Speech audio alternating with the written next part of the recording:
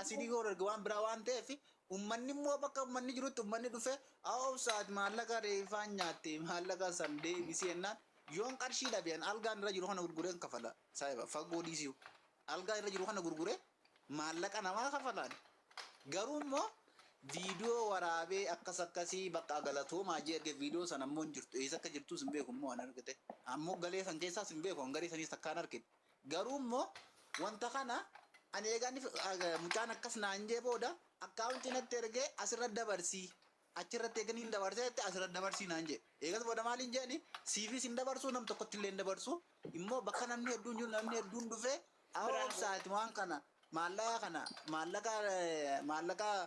namaa nyaattee maallaqa kana kafalii naan jennaan waan biraawaniif hin dhabe algaa kiyya gurguree kafalaan jee isaanis akkasumaan jee garuu immoo ati keessaan natti ergiteef hin kannuun jee hin erguun jee.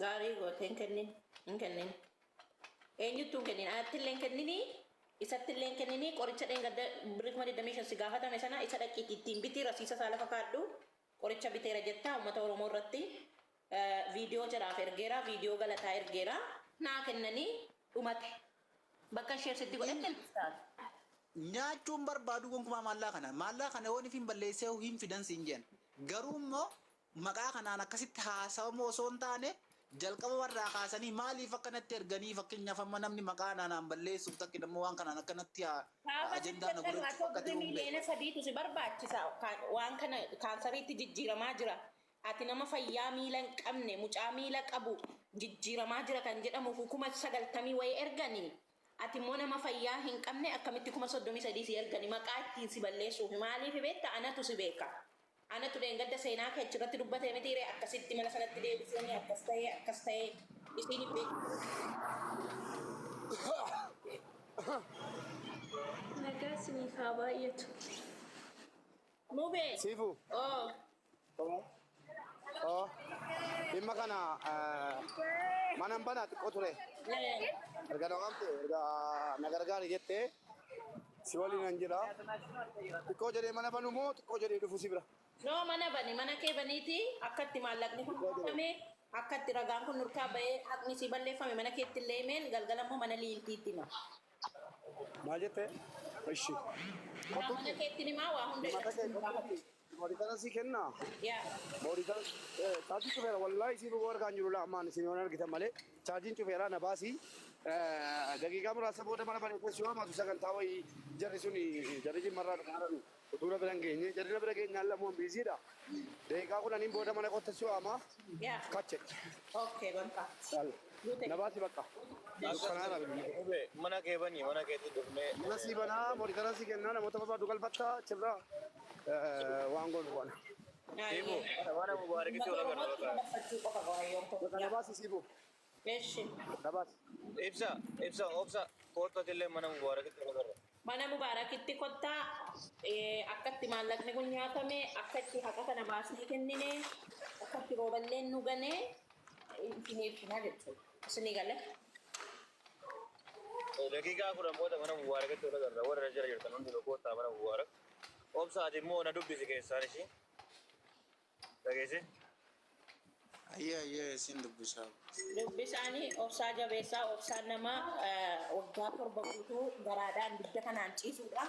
Osoo maallaqa kana guutuu obsaadhaa kennanii nan gubu ani immoo fuudheen maazariidhaa kennaa jechuudha. Maqaa kiyyaan fuudheen kennan miknaatu mucaan kun umurii isaa waggaa 16 kaasee hanga yawwanaa lapheedhaan nama ciisee kasala gurguratee taatuudha jechuudha. Sababa Oromoo ta'eef Jawaar Muhammadiin si'a akkamu jedhanii mana akkamii keessatti waggaa 3 shamsanii na uummanni Amaaraa. Kana hunda jaratti mee ituu Oromoodhaaf yaadanii mucaa kana birrii kana bakka takka nama tokko ituu kenname faayidaa qaba. Nama takkaaf ituu kennanii faayidaa qaban. Garuu jarri maqaa bilisummaatiin illee birrii guuraa, maqaa obsaatiin illee birrii guuraa, maqaa Abdul Fattaatiin illee birrii guuraa, birrii qabbannee fuudhanii namaa dabarsuun maal jechuudha? Siyaasa keessan walitti dhaabu. Siyaasa. Maalni siyaasni jalqaba ilma namaatu caalaa bara. Ilmi namaa yoo jiraate siyaasni jiraatu. Isin akkamitti siyaasaa walitti dhaabu? Keemi wallaahi ani sababa keessan itti leera tulluun sababa rooballee deeggarsa woboo dhaabeen jedheen hanga kana woboo sababa keessan woboo jibba namni Uummanni obbo deeggaru kun uummata nama arrabsu, uummata safuu, uummata haqa namaa nyaatu, uummata akkasii jedhee kan miidiyaa irratti balleessaa jiru rooballee. Kan babal'isaa jiru jechuudha. Jibbaa uummata abaa'oo kan godhaa jiru alaabaa kana fannifatee waan safuu Oromoon hin goone guutuu kan godhu rooballee. Miidhaganii amma Mubaarak mana banutti seenaa rooballee isinitti himaa jechuudha. Maaf barbaachise? Maaliif? Isin kun haadha Oromoo miti, isin kun haadha Jalmarroo miti, haadha Jaalladhii miti, haadha Jaal Gammachuu miti. Isin kun eenyudha kun? Haati Oromoo haadhuma Oromooti. Isii kana boosistee kamiin gammachiisuufi? Kirrisin nutti xaxxammoo rabbi isinitti haa ta'u. Ani dhimma takka isinirraa hin qabu maallaqa kana hin kennitan inshaallah. Hin deebistan deebisuu barbaaddan dhimma madaa beektan. Isinii galee ani akkanitti morkee irraa fuudhuu qaba. Miknaatu anuu mataa kiyyatti birriin irratti gashee birreen manaa irratti gashee jedhee akkasumas hin danda'a. Kunoo tirasiita qaba bara. Ani mataa kootti am tokkitti jechuudha. Birrii konaa deebisi jechuun hin danda'a. Angaruu sagaxee akka geessanii waan xixiqqisee kanaaf bo'uu miti an takka birrii waan natti fakkaanne.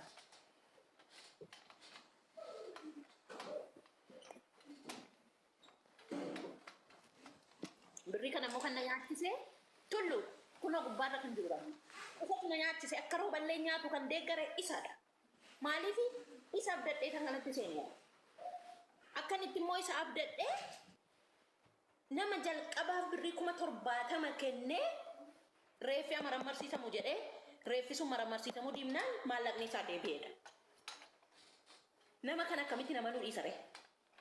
Malee ani beeku jara kanaan gaafa sol baranne wanti hundayyuu isin abdadhee miti kanan xabaqaatti seene, isin abdadhee miti kanan guruuppiitti seene, isin abdadhee miti nama 3,000 irra taa'ee kanan falmataa ture. Ergasii dhuftanii natti dabalamtan. Hundi namaayyuu jechuudha. Garuu macarrashaa nama dhiibdan. Ishi jedhee isinii dhiibame, haa hojjetanu rakkoon qabu jedhee isinii dhiibame, isin garuu boodarra ana dhiistaniiyyuu maatiiyyuu miitan. Maallaqa ishee fuutanii namaa kennitan. Maali haadhoo koo isin haadhaan qabdanii? Haadha manaa keessan hin jaallattanii? Ilmaan keessan hin jaallattanii? Maaf safuu dadhabdu? Harmee haqa intala keetii sii baasuu dadhabnee jirra. Hanga dandeenyu seera kenninee jirra. Seera bira jira. Hin beekta bootaasaa. Bakka birrii kanaani gaafa xabaqaa barbaachise xabaqaa ittiin bitatta. Yoo malakkii xabaqaan barbaadu jette awultii irratti ijaarradhu eebbisi nu gaggeessin jettan.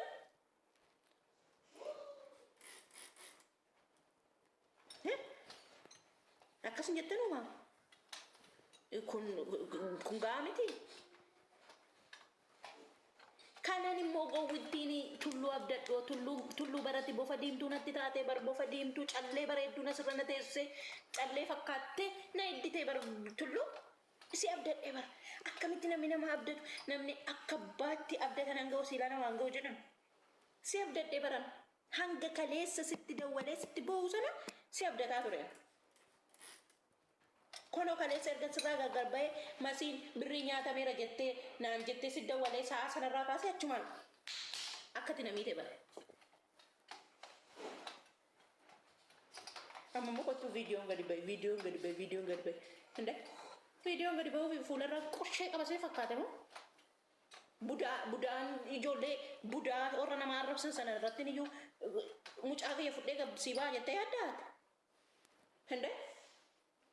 Kammaadhima budaa waan jedhan na abaaran hin argine abaarsa jedhu na abaaraa turan. Budaa ummata budaa kana irratti immoo gabbainaan jira. Dumbush yaalkut ቆንጆ ነኝ በጣም ሲገለ ማልጎቼ ገባሲ ባላን ቪዲዮዳን ኦፍ ነሰደን ወን ቪዲዮ ዱበቴ ሰኔ የሮ እንዳሶተ አደደው ቪዲዮዳን ገባቲ ትገባስ ፎቶ ገና ቪዲዮ በኑ ቪዲዮ ሲወጀቴ ነርዲ አልተከተከ ሚራ ከነ አገሸለ Kaya naman yung miti tulo. Roballi